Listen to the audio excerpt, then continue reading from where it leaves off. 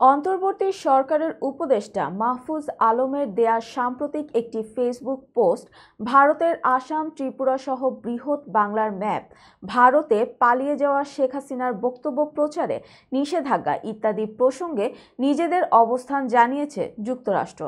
গতকালের প্রেস ব্রিফিংয়ে একজন সাংবাদিক বলেন, সম্প্রতি ডক্টর ইউনূসের একজন উপদেষ্টা পশ্চিমবঙ্গ, ত্রিপুরা এবং আসাম সহ ভারতের অংশকে সংযুক্ত করে একটি ম্যাপ দিয়ে সামাজিক যোগাযোগ মাধ্যমে একটি বিতর্কিত পোস্ট দিয়েছিলেন। এ ধরনের পোস্ট দক্ষিণ এশিয়ার আঞ্চলিক স্থিতিশীলতার জন্য ঝুঁকির কারণ হতে পারে।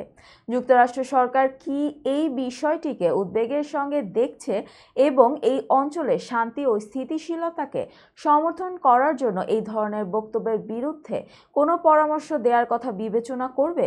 জবাবে ম্যাথিউ মিলার বলেন, আমি এ ধরনের কোনো পোস্ট সম্পর্কে অবগত নই।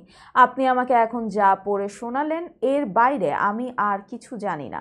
সাধারণ নিয়ম অনুযায়ী আমি যে বিষয়টি দেখিনি বা অবগত নই সে বিষয়ে কোনো মন্তব্য করি না।